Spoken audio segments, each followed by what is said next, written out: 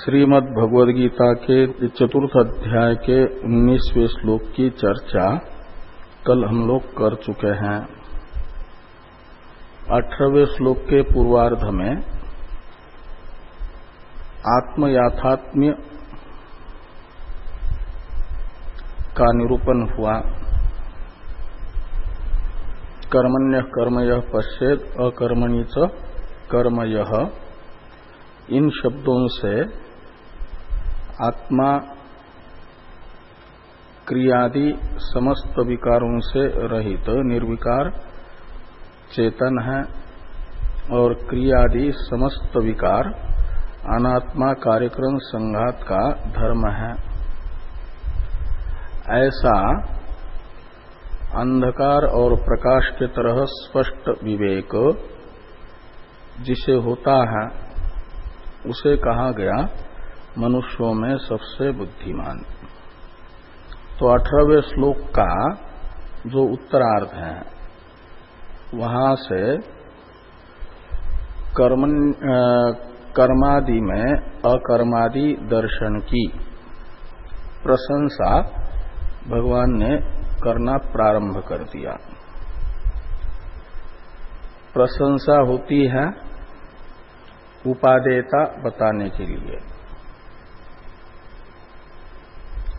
तो कर्म में अकर्मादि दर्शन की उपादेयता दिखाने के लिए सबुद्धिमान मनुष्येषु सयुक्त सकृष्ण कर्मकृत इत्यादि से कर्मादि में अकर्म दर्शन की प्रशंसा हो रही है। 19वें श्लोक में भी और आपके 20वें श्लोक में भी कर्मादि में अकर्मादि दर्शन ही प्रशस्त है, ये बताया जा रहा है। तो 19वें श्लोक में कर्मादि में अकर्मादि दर्शन की प्रशंसा करते हुए कहा गया कि जो फलाभिसंधि पूर्वक किया गया पुण्य कर्म है और निषिद्ध कर्म है, जिनमें यदि कर्मादि में अकर्मादि दर्शन रूपी सम्यक आत्मबोध न हो तो जन्मांतर आरंभन का सामर्थ्य है, जन्मांतर के आरंभक बनते हैं। ऐसे संचितगत सभी कर्म कर्मादि में अकर्मादि दर्शन रूपी ज्ञान आत्मक अग्नि से दग्ध होता है, निर्बीज होता है। निर्बीज होने का अर्थ है जन्मांतर के आरंभक न बनना। तो इस प्रकार जन्मांतर के हेतु बनने नहीं देता है कर्म को कर्मादि में अकर्मादि दर्शन। ये बता करके जन्मांतर के आरंभक का निवर्तक है, यानी मोक्ष संपादक है। ये ज्ञात्वा मोक्ष से सुभात कहा था ना।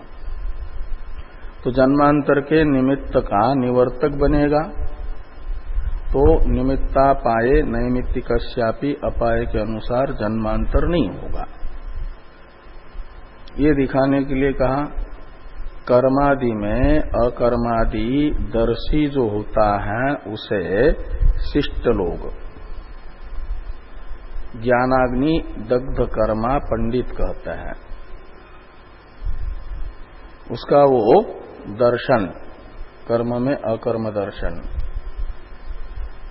जन्मांतर के हेतु का निवर्तक होता है, मुक्ति दिलाता है। तो इस प्रकार 4 प्रकार के पुरुषार्थों में परम पुरुषार्थ मोक्ष रूपी प्रयोजन वाला कर्मादि में अकर्मादि दर्शन होने से ये प्रशस्त है। जिस साधन का सर्वोत्कृष्ट फल होता है वह साधन माना जाता है अत्यंत प्रशस्त। तो इस प्रकार मोक्ष रूपी फल ये कर्मादि में अकर्मादि दर्शन का बता करके उसकी 19वें श्लोक में स्तुति हुई। और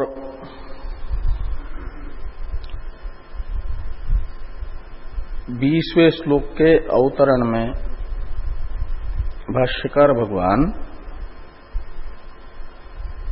ये बता रहे हैं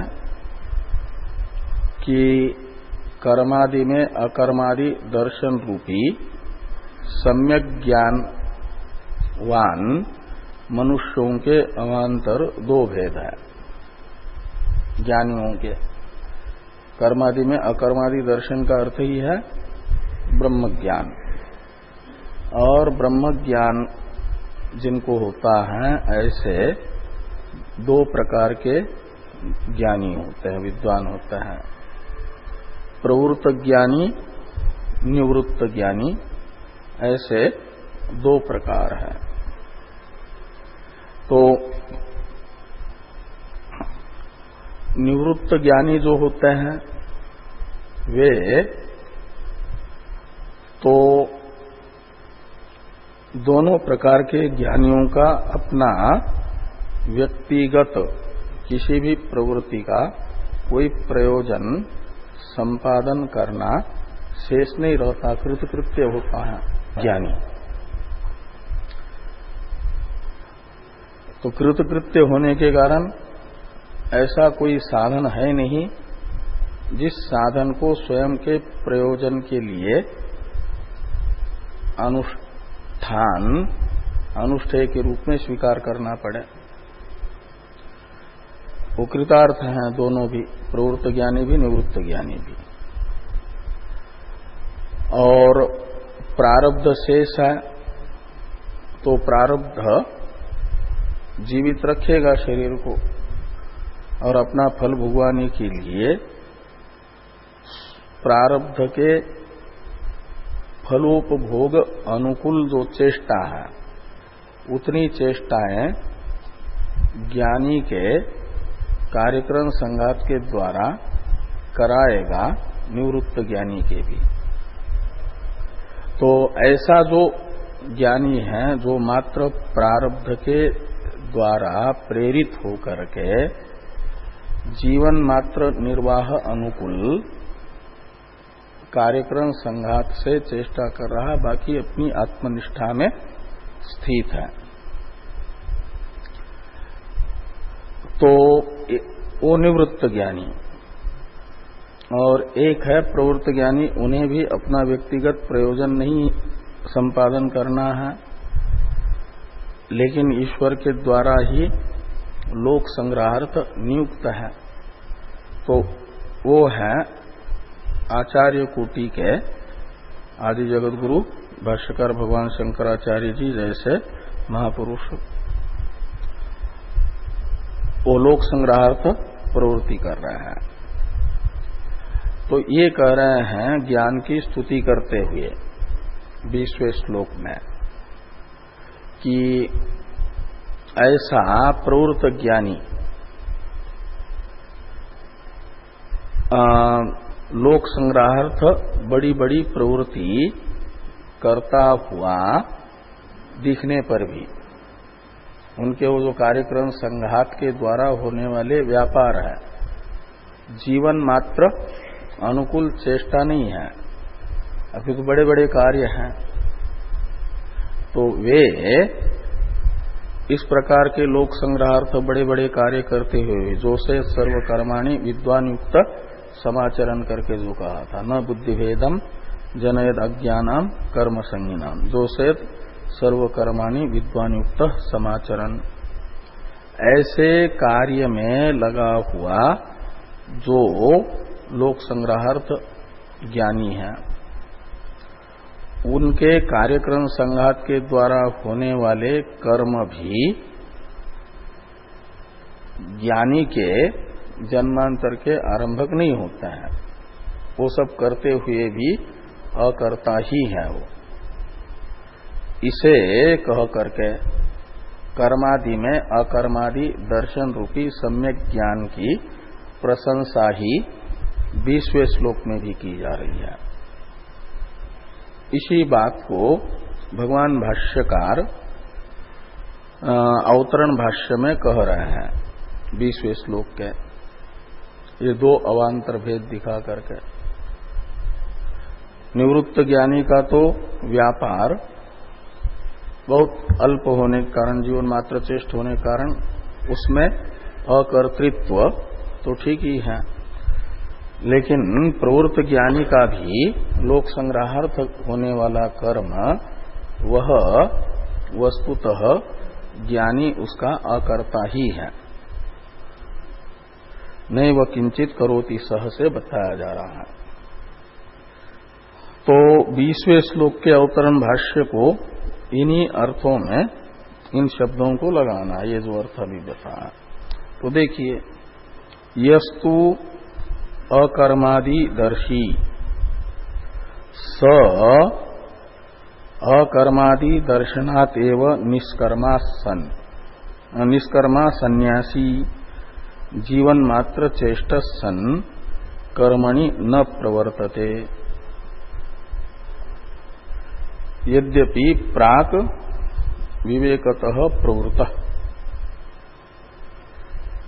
तो ये कह रहे हैं कि जो अकर्मादि में अकर्मादि दर्शी है, का मतलब सम्यक ज्ञानी है, आत्मा निर्विकार है, विकार मात्र कार्यक्रम संघात रूपी अनात्मा का धर्म है, ऐसा अनुभव कर रहा है जो, उसे कहते हैं अकर्मादिदर्शी यानी सम्यक ज्ञानी। तो स अकर्मादि दर्शनात् एव निष्कर्मा, वह निष्कर्मा है यानी निष्क्रिय है। क्यों? क्रिया रूपी विकार अपने में नहीं देख रहा।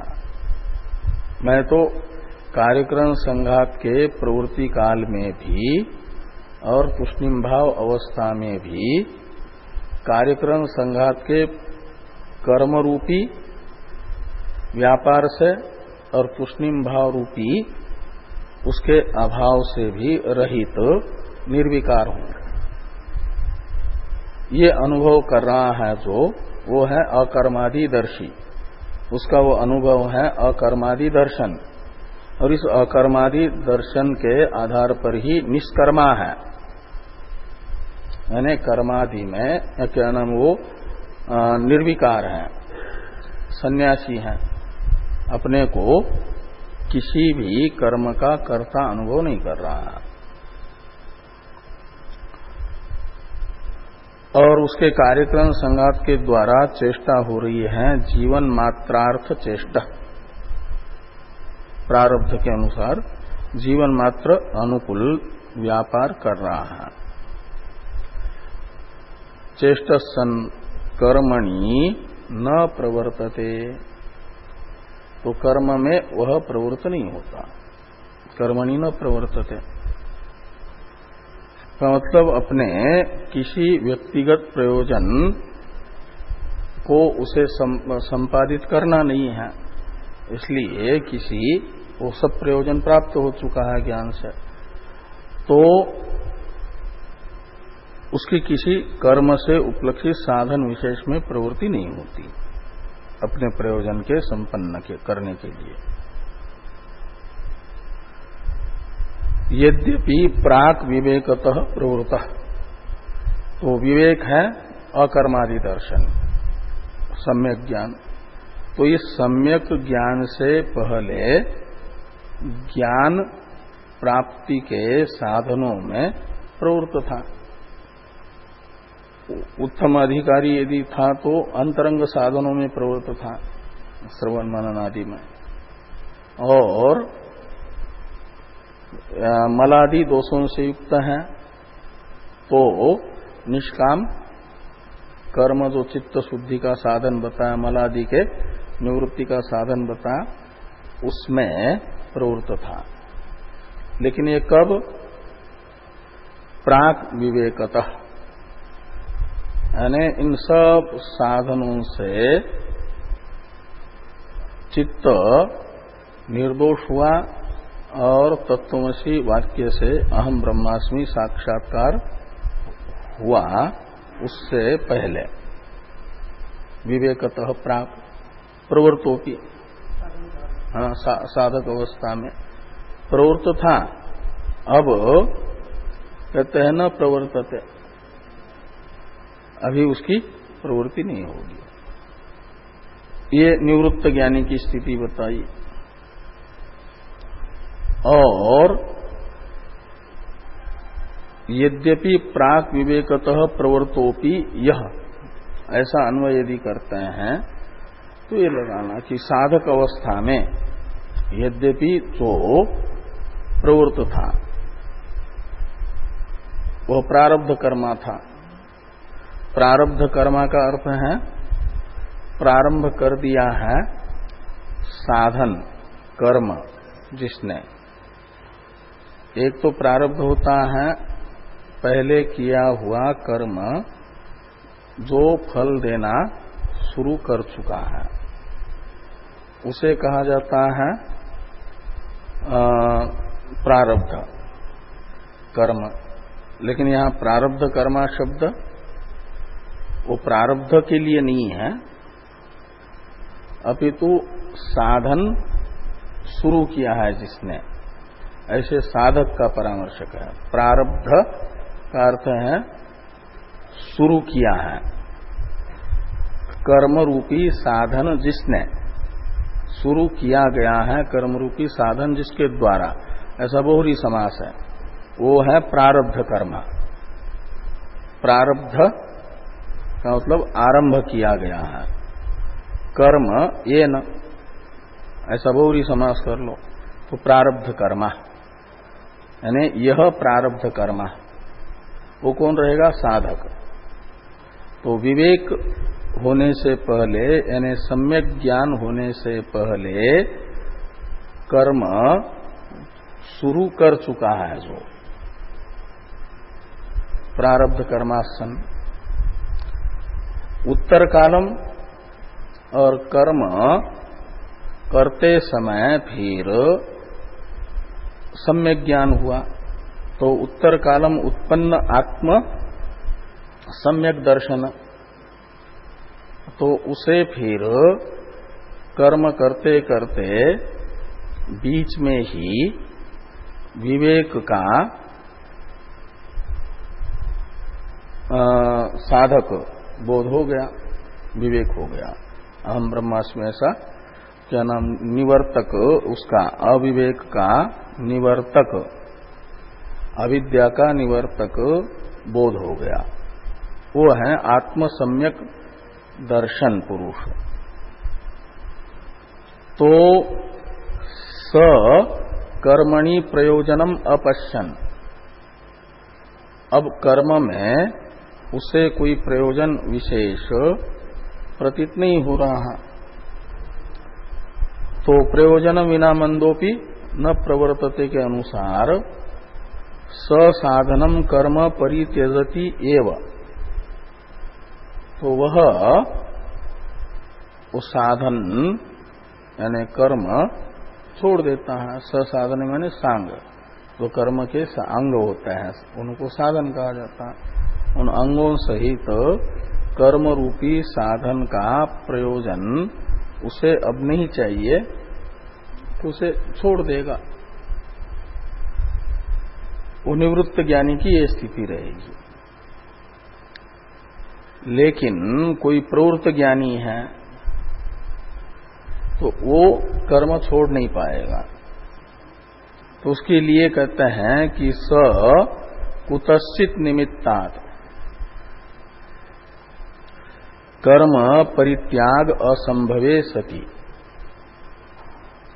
तो कुतश्चित निमित्त क्या रहेगा? एक ही निमित्त रहेगा जो शास्त्र की आज्ञा है, जो सहित सर्वकर्माणि विद्वान युक्त समाचरण, न बुद्धि भेदम जनयेद अज्ञानाम कर्म संगीनाम। जो से सर्वकर्माणि विद्वान युक्त समाचरण, ये शास्त्र कहता है जो समाज में रहने वाला ज्ञानी है और जिसके अनेक अनुयायी हैं और देख करके उसके जीवन को वैसा ही करने वाले हैं, तो उसे चाहिए, उसको तो निवृत्ति से जैसा कुछ लेना देना नहीं, ऐसे प्रवृत्ति से भी कुछ लेना देना नहीं। तो ऐसे कार्यक्रम संघात को निर्व्यापार रखने की अपेक्षा वो व्यापार करता रहे। किसके लिए व्यापार करेगा? तो न बुद्धि भेदम जनयेद, वो नहीं करेगा। भगवान ने कहा न पहले कर्मयोग के प्रकरण में कि यदि हे हम न वर्तेयम जातु कर्मण्य तंद्रित मम वर्तमान वर्तन्ते मनुष्या पार्थ सर्वशा।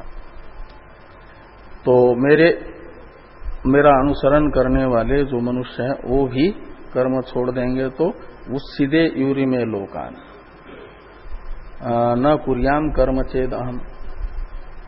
यदि मैं कर्म छोड़ दूं, भगवान कहते हैं, मुझे कुछ भी अप्राप्तव्य नहीं है तीनों लोकों में, सब कुछ प्राप्त, मैं आत्मकाम हूं, आप्त काम हूं, तो भी करता हूं, मुझे ही देखो, ऐसा भगवान ने अर्जुन को कहा था। ऐसे ही जो प्रवृत्त ज्ञानी है उसे शास्त्र कहता है कि कुतश्चित निमित्तात्, वो कुतश्चित निमित्त यही रहेगा, नहीं तो व्यक्तिगत ज्ञानी का क्या निमित्त रह सकता है। और यदि कुछ रहा व्यक्तिगत निमित्त है तो अभी ज्ञान में कमी है। ज्ञान हुआ तो वो कोई निमित्त ऐसा शेष रहता ही नहीं ज्ञानी का कि जो व्यक्तिगत प्रयोजन संपन्न करने के लिए साधन की आवश्यकता पड़े, छोड़ा न जा सके। इसलिए कुतश्चित निमित्त विशेष यही है कि न बुद्धि भेदम जनेत जो कहा था, यदि छोड़ता है तो उसको तो न छोड़ने से और करने से कोई प्रयोजन में कम ज्यादा होना है नहीं, लेकिन उनके अनुयायी जिनको कर्म का अनुष्ठान करना आवश्यक है वो भी छोड़ देंगे यद्यदाचरति श्रेष्ठ के अनुसार, तो उनका कल्याण नहीं हो पाएगा। वही लोक संग्रह है लोगों की, तो इसलिए कुतश्चित निमित्त यही है, लोक संग्रह रूपी निमित्त।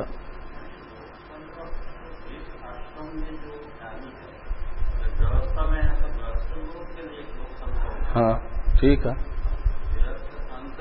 हाँ हाँ हाँ हाँ, वो तो आश्रम के अनुसार होता है। हाँ ठीक है, ठीक है। हाँ, तो दोनों की प्रवृत्ति अलग अलग है। जनक की प्रवृत्ति अलग थी, शंकराचार्य जी की प्रवृत्ति अलग थी। यानी आजकल के क्या कर रहे हैं इस पर नहीं ध्यान देना है। हाँ हाँ हाँ, तो शंकराचार्य जी का लोक संग्रह शंकराचार्य जी के अनुयायियों के लिए था। उन्होंने मठामना आदि भी सब लिख करके सन्यासियों के लिए बताया हुआ है कि ऐसा ऐसा ऐसा ऐसा होना चाहिए करके। हाँ, वो तो आज क्या हो रहा है इस पर तो ध्यान देना तो व्यक्तिगत बात है। बाकी ये जो लिख रहे हैं शंकराचार्य जी, हाँ हाँ, तो लोक संग्रह क्या होगा ये शास्त्र बताएगा। और बाकी कौन वर्तमान में क्या कर रहे हैं इस पर तो व्यक्तिगत ही विचार किया जा सकता है ना। ये सार्वजनिक नियम शास्त्र शंकराचार्य जी की प्रवृत्ति किसके लिए है? वो गृहस्थों के लिए है या सन्यासियों के लिए है? जो उन्होंने ये किया है, दोनों, जैसे भाष्य आदि लिख करके उन्होंने ये कहा कि मठ आदि में रह करके स्वाध्याय आदि कराते रहे, करते रहे, ये सब जो है वो सन्यासी के लिए है। तो उनका जो जैसा जीवन था, उनकी जैसी क्रिया थी, वैसी क्रिया जो वस्तुतः ज्ञानी है, वास्तविक ज्ञानी है, वास्तविक ज्ञानी जो होगा सन्यासी, तो वो वैसा ही करेगा, है ना। बाकी व्यक्तिगत के लिए तो किसी को कोई वो कहा नहीं जा सकता किसका कैसा जीवन है, क्या है। तो यस्तु प्रारब्ध कर्मा सन उत्तर कालम उत्पन्न आत्मसम्यक दर्शन स्यात् सकर्मणि प्रयोजनम अपश्यन स साधनम कर्म परित्यजतियो ये हुआ, और स कुतश्चित निमित्तात् कर्म परित्यागा संभवे सति कर्मणि तत्फले च संगरहिततया स्वप्रयोजनाभावात् लोक संग्रहार्थम पूर्ववत कर्मणि प्रवृत्तस् अपि न एव किंचित करोति। ये कह रहा है कि कर्म परित्यागा संभवे सति कर्मणि तत्फले च संगरहिततया, कर्म और उसके फल में उसे आसक्ति नहीं है, न तो कर्म में यानी कर्मासक्ति है और फलासक्ति है। ये कहीं एक फलासक्ति न होने पर भी कर्मासक्ति, कर्तव्य में ही आसक्ति रखते हैं और उससे वो करते रहते हैं। तो अभी और ज्ञान जो है आसक्ति का निमित्त मात्र जो अध्यास है, उस अध्यास का व्यावर्तक होता है, निवर्तक होता है। इसलिए सम्यक ज्ञान होने से कर्म तथा कर्मफल उभय विषयक संग शब्दित आसक्ति से रहित है। तो और स्व प्रयोजनाभावात्, और स्वयं का कोई प्रयोजन भी नहीं है, इसलिए जो कुतश्चित निमित्त शब्दित वो है शास्त्र की आज्ञा। न बुद्धि भेदम जनयद अज्ञानाम कर्म संगिनाम।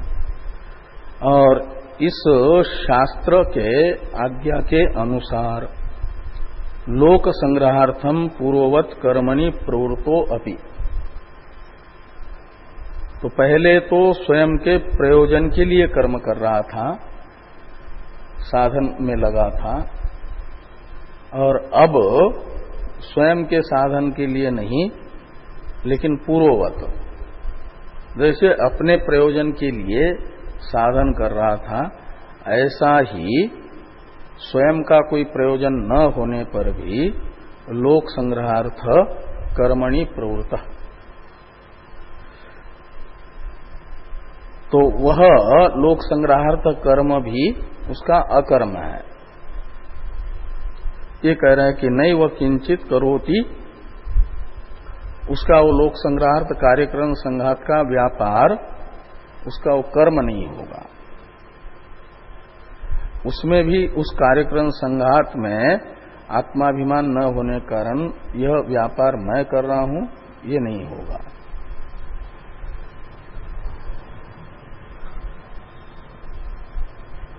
तो ऐसा क्यों? तो कहते इसलिए कि ज्ञानाग्नि दग्ध कर्मत्वात् तदीयम कर्म अकर्म एव संपद्यते। तो कर्मादि में अकर्मादि दर्शन रूपी जो ज्ञान, उससे दग्ध कर्मा होने से क्या होगा कि उसका जो तदीयम कर्म अकर्म एव संपद्यते। जैसे इसी अध्याय में पहले भगवान ने कहा कि न माम कर्माणि लिम्पन्ति, और कर्म लेपा भाव का प्रयोजक बताया न मे कर्म फले स्पृहा, इसका भी ऐसा ही है। कर्म फलाशक्ति नहीं है और कर्माशक्ति भी नहीं है, तो भी लोक संग्रहार्थ शास्त्र की आज्ञा के अनुसार कर्म कर रहा है, तो वो हुआ एक प्रकार से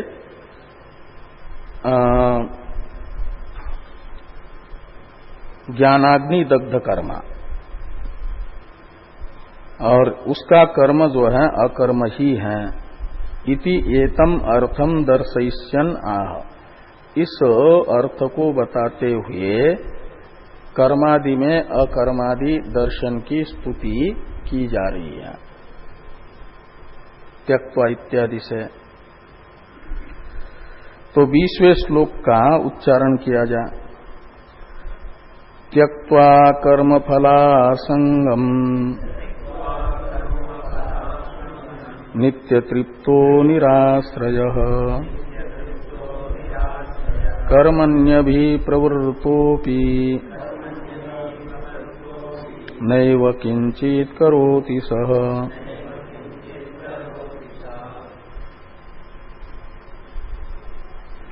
तो कर्मफलासंगम त्यक्त्वा, न में कर्म फले स्पृहा जो कहा था, उसी को यहां पर कह रहे हैं कि कर्म फलासंगम त्यक्त्वा कर्मणि अभिप्रवृत्तोपि यह स नैव किंचित करोति, ऐसा अन्वय करिए। जो कर्म फल विषयक आसक्ति को छोड़ करके लोक संग्रहार्थ शास्त्र आज्ञा के अनुसार कर्म में प्रवृत्त होने पर भी किंचित नैव करोति, वो कुछ भी नहीं कर रहा का मतलब उसके कार्यक्रम संघात के द्वारा होने वाला जो व्यापार है उसका लेप उसमें नहीं होगा, क्योंकि कार्यक्रम संघात के व्यापार के लिप्त होने का प्रयोजक है उस व्यापार जनित फल विषयक स्पृहा, वह लिपायमान करती है व्यापार को। और वह स्पृहा जो बीज में जैसे अंकुरित होने की शक्ति होती है, ऐसे कर्म में अंकुरित होने की शक्ति रूपी बीज शक्ति है फलाशक्ति। और वो जो फलाशक्ति है वह कर्मादि में अकर्मादि दर्शन रूपी सम्यक ज्ञान से नष्ट हो गई है, ज्ञानाग्नि दग्ध कर्मा है। तो इसलिए जो व्यापार हो रहा है लोक संग्रहार्थ, वह उस व्यापार में लिप्त होने के लिए जो शक्ति होनी चाहिए फलाशक्ति रूपी, उस शक्ति से हीन व्यापार है, वो शक्ति से रहित व्यापार है। इसलिए उसका वह व्यापार लोक संग्रहार्थ कर्म करने वाले प्रवृत्त ज्ञानी को लिपायमान नहीं होगा, लिप्त नहीं होगा, प्रवृत्त ज्ञानी के किसी फल विशेष का आरंभक नहीं होगा। कर्म फलासंगम त्यक्त्वा यह कर्मणि अभिप्रवृत्तोपि स किंचित नैव करोति, ये हुआ। तो कहा कर्म फलाशक्ति क्यों नहीं है? तो कहते इसलिए कि सम्यक दर्शी है, और सम्यक दर्शन का फल है तृप्ति, और वो तृप्ति यत्किंचित तृप्ति नहीं, वह तृप्ति है वो निरतिशय तृप्ति।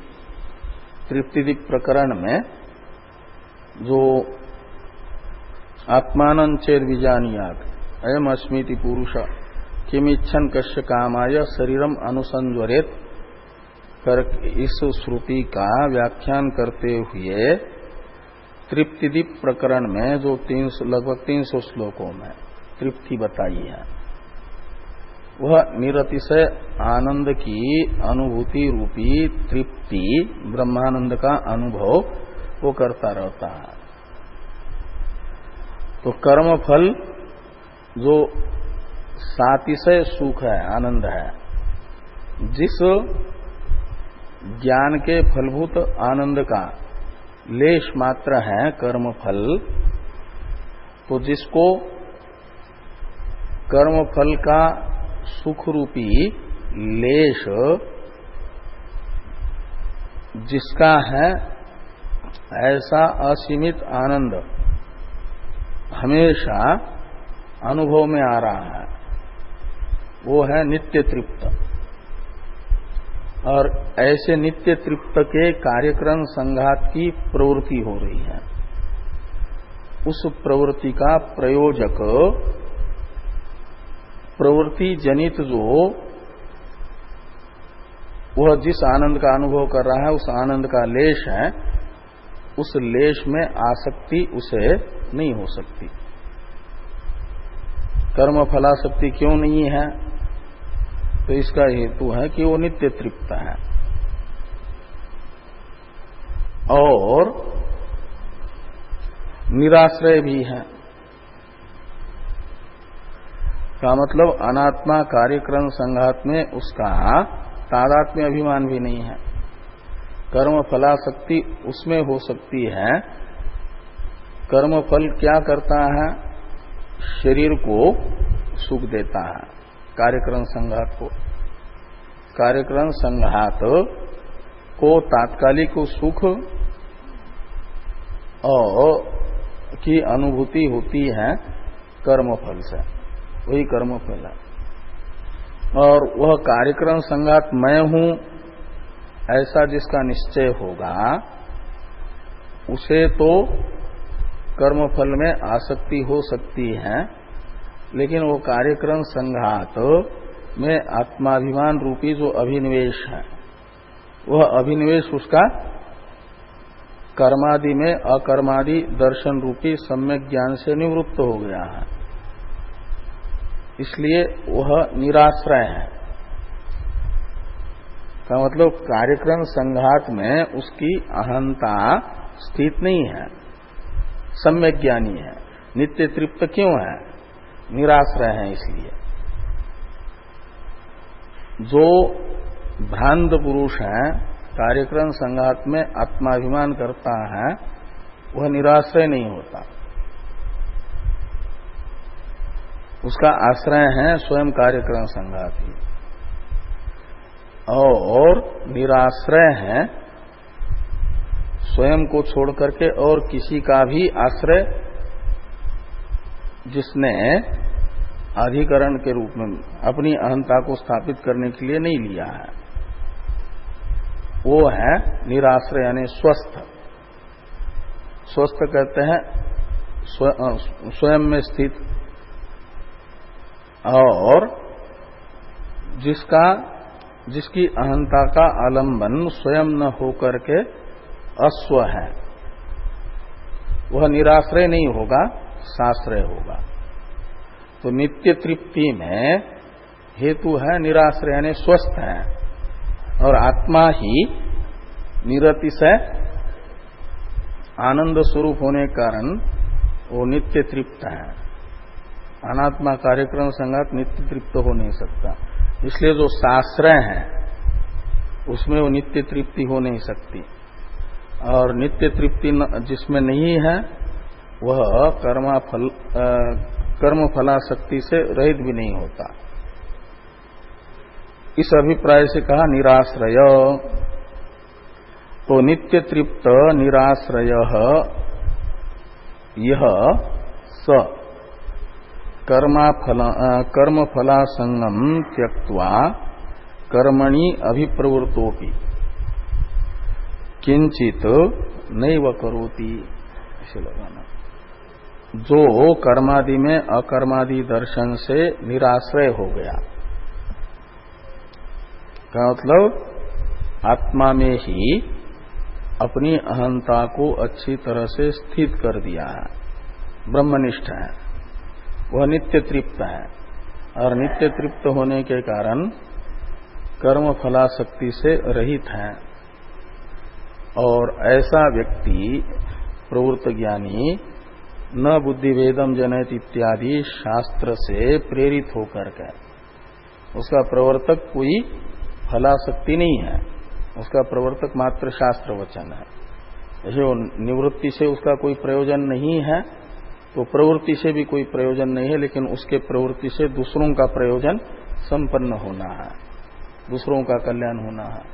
इसलिए कर्मणि अभिप्रवृत्तोपि, तो कर्म में प्रवृत्त होने पर भी उसके कार्यक्रम संघात के द्वारा बड़े बड़े कर्म होते हुए देखे जाने पर भी स नैव किंचित करोति, उसका उस समय भी मैं अकर्ता ही हूं, ये निश्चय है। जैसे भगवान चातुर्वर्ण्य के सृष्टा है,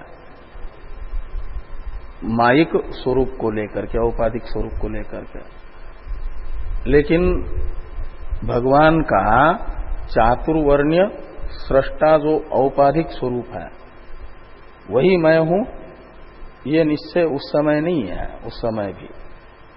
इसलिए अर्जुन को कहते हैं तस्य कर्तारमपि माम विद्धि अकर्तारम अव्ययम। वो चातुर्वर्ण्य का सृष्टा मायिक स्वरूप से मैं जिस समय प्रतीत हो रहा हूं, उस समय भी मुझे परमार्थतः चातुर्वर्ण्य का असृष्टा ही समझो, क्योंकि मैं अव्यय हूं, निर्विकार हूं, क्रिया से रहित हूं। सर्जन क्रिया मेरे उस निर्विकार स्वरूप में नहीं है। उस स्वरूपतः भगवान ज्ञानी को और अपने को अलग अलग नहीं देखता है, इसलिए निर्विशेष स्वरूप भगवान का और ज्ञानी का एक है। और उसी रूप से भगवान कह रहे हैं अपने को भी अकर्ता तस्य कर्तारमपि मां विद्या कर्तारमव्ययम्, और बिल्कुल ज्ञानी की भी अपने से थोड़ी भी न्यून तया उपस्थिति नहीं करा रहा है, प्रतिपादन नहीं कर रहा है। ज्ञानी का भी अपने जैसा ही निरूपण कर रहा है। कहते जैसे मेरे में भी कर्मफल विषयक स्पृहा नहीं है, तो ज्ञानी भी नित्य तृप्त होने से उसमें भी कोई कर्मफल विषयक स्पृहा न होने से मेरे कार्यक्रम संघात के द्वारा होने वाले व्यापार का जैसे मैं अकर्ता हूं, ऐसे ज्ञानी के भी कार्यक्रम संघात के द्वारा होने वाला जो व्यापार है उसका मेरे तरह ही ज्ञानी को भी अकर्ता समझो। क्यों कि जैसे मैं अव्यय हूं, निर्विकार हूं, ऐसे ज्ञानी भी निर्विकार है ज्ञानी की दृष्टि में। शास्त्र के दृष्टि में भी, मेरी दृष्टि में भी, और ज्ञानी के अपने अनुभव के दृष्टि में भी ज्ञानी में और मेरे परमार्थ स्वरूप में कोई अंतर नहीं है। भगवान की दृष्टि है ज्ञानी तो आत्मा व मे मतम, श्रुति की दृष्टि है ब्रह्मवेद ब्रह्मैव भवति, ज्ञानी की दृष्टि है अहम ब्रह्मास्मि। अज्ञानी की दृष्टि है कि ज्ञानी का जो कार्यक्रम संघात है वही ज्ञानी है, क्योंकि अज्ञानी अपने आप को जो हमारा अपना कार्यक्रम संघात है वही मैं समझता है। तो लेकिन श्रुति भगवान की दृष्टि मति और ज्ञानी की मति तथा युक्ति से ज्ञानी के परमार्थ स्वरूप में और भगवान के परमार्थ स्वरूप में कोई अंतर नहीं है। इसलिए भगवान का जैसा परमार्थ स्वरूप है ऐसा ही ज्ञानी का भी परमार्थ स्वरूप है। भगवान उपाधि से उपाधि के व्यापारों से लिपायमान नहीं है, तो ज्ञानी भी उपाधि के व्यापारों से अलिपायमान ही है। ये त्यक्त्वा कर्म फलासंगम नित्य तृप्तो निराश्रय कर्मण्यभिप्रवृत्तोपि नैव किंचित करोति सह, इससे बताया गया। इस श्लोक का व्याख्यान रूप भाष्य है त्यक्त्वा कर्मसु अभिमानम इत्यादि।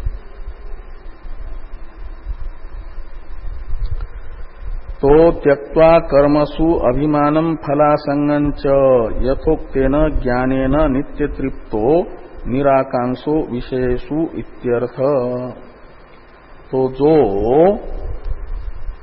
कर्म में अभिमान है, मूढ़ों को होता है, अहंकारी मूढ़ात्मा कर्ता मिति मन्यते, अनात्मा कार्यक्रम संघात में आत्माभिमान रूपी अहंकार से विवेक ढक गया है जिनका, मूढ़ हो गई है मति जिनकी, उनका अभिमान होता है कि कार्यक्रम संघात का जो व्यापार है उसका निर्वर्तक मैं हूं। ऐसा कर्तृत्व अभिमान भी कर्म के विषय में जिनमें नहीं है, और फलासंग भी त्यक्त्वा निवृत्त हो गया है जिनका। वो कैसे निवृत्त हुआ? तो कहते यथोक्त ज्ञानेन,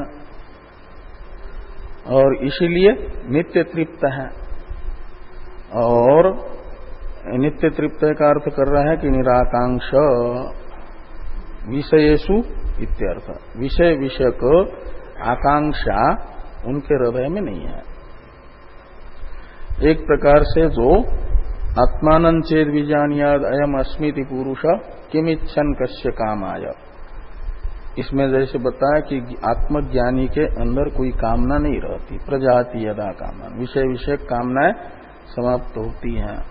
वही यहां पर बताया नित्य तृप्त पद से, और ये होने के कारण वो सब कर्म फलाशक्ति से रहित है। निराश्रय पद का अर्थ कर रहे हैं आश्रय रहित। आश्रय शब्द का अर्थ करते हैं आश्रयो नाम यद आश्रित्य पुरुषार्थम सी साधयी सती दृष्टादृष्ट इष्ट फल साधन आश्रय रहित इत्यर्थ। तो जिनको लेकर के 4 प्रकार के पुरुषार्थ का संपादन करता है उन्हें कहा जाता है आश्रय। इसलिए कहते हैं आश्रयो नाम यदाश्रित्य पुरुषार्थम सी साधयी सती, जिसके आश्रित रह करके, जिनको ग्रहण करके मैं के रूप में पुरुषार्थ को सिद्ध करना चाहता है, वो है आश्रय, यानी कार्यक्रम संघात। कार्यक्रम संघात के आश्रित रह करके ही धर्म अर्थ काम मोक्ष रूपी पुरुषार्थ को सिद्ध करना चाहता है। और ये कार्यक्रम संघात में आत्मबुद्धि नहीं है तो फिर पुरुषार्थ सिद्ध करने की इच्छा भी नहीं रहेगी, साध्य की इच्छा भी उसमें नहीं रहती, जिसमें कार्यक्रम संघात में आत्माभिमान नहीं है, वो नित्य तृप्त है ना। इसलिए दृष्टादृष्ट इष्ट फल साधन आश्रय रहित। तो दृष्ट जो इष्ट फल, इष्ट फल 2 प्रकार का, दृष्ट इष्ट फल, अदृष्ट इष्ट फल। इष्ट फल कहा जाता है जिसको हम चाहते हैं, सुख हुआ, और दुख को नहीं चाहते, वो अनिष्ट फल है। तो दृष्ट इष्ट फल है इस जन्म में अनुभव में आने वाला फल, और दृष्ट अनिष्ट फल है इस जन्म में अनुभव में आने वाला दुख। तो यहां पर तो इष्ट पद का प्रयोग करके दोनों के साथ दुख का व्यावर्तन किया जा रहा है। और अदृष्ट इष्ट फल है स्वर्ग आदि सुख, और अदृष्ट अनिष्ट फल है नारकीय दुख आदि, भावी जन्म में अनुभव में आने वाले सुख दुख। उसमें सुख है अदृष्ट इष्ट फल, और इनका जो साधन है दृष्ट इष्ट फल का और अदृष्ट इष्ट फल का जो साधन है वो है कर्म कांड के द्वारा प्रतिपादित धर्म। धर्म से सुख होता है, दृष्ट इष्ट फल भी मिलता है कार्य आदि से, और अदृष्ट इष्ट फल स्वर्ग आदि भी मिलते हैं जो अग्निहोत्र आदि है उनसे, इष्ट पूर्त दत्त कर्म करने से। वे हुए दृष्टादृष्ट इष्ट फल साधन, इष्टपूर्त दत्त कर्म, और उन साधन रूपी आश्रयों से जो रहित है, निराश्रय है। ये किसको चाहिए? जो अपने आप को भोक्ता अनुभव करेगा। और भोक्ता कौन अनुभव करता है? जिसका कार्यक्रम संघात में आत्माभिमान है। उसी को ये जो दृष्ट भोग, दृष्ट इष्ट भोग और अदृष्ट इष्ट भोग हैं, उनके साधनों का आश्रय लेना होता है। इसलिए निराश्रय शब्द का अर्थ हुआ जो कार्यक्रम संघात में आत्माभिमान से रहित है, अभोक्ता है। अभोक्ता होने से उसे भोग के साधनों का आश्रय लेने की आवश्यकता नहीं है, निराश्रय है। और ऐसा ये अज्ञानी में नहीं होता। अज्ञानी को तो ये चाहिए, और ये सब मिलेगा जब कर्म करेगा अज्ञानी। और अज्ञानी कर्म तभी करेगा यद्यदातरति श्रेष्ठ के अनुसार। इन कर्मों का फल जिसको चाहिए वो अज्ञानी है, उसको कर्म करना आवश्यक है, लेकिन कर्म में उसकी प्रवृत्ति अज्ञानी की तब हो पाएगी दृष्ट और अदृष्ट इष्ट फल के प्रापक साधनों में, जब वह जिनको आदर्श समझता है वो जैसा करते हैं वैसा वो ये भी करेगा। और वो यदि प्रवृत्त ज्ञानी, क्या नाम, ज्ञानी यदि अपना प्रयोजन नहीं है इसलिए कर्म छोड़ देगा तो ये भी नहीं करेगा, तो उससे तो चाहिए दृष्ट अदृष्ट इष्ट फल, वो प्राप्त नहीं हो पाएगा। इस प्रकार वो फल से वंचित रहेगा। वो फल से वंचित न रह सके, उसको प्राप्त आवश्यक जो फल है वह मिल सके। इस अभिप्राय से ये कह रहे हैं कि कर्मणि अभिप्रवृत्त होगी। वो निराश्रय होने पर भी कर्म में प्रवृत्त हो रहा है, वो लोक संग्रहार्थ कर्म कर रहा है। इस पर चर्चा हम लोग कल करेंगे।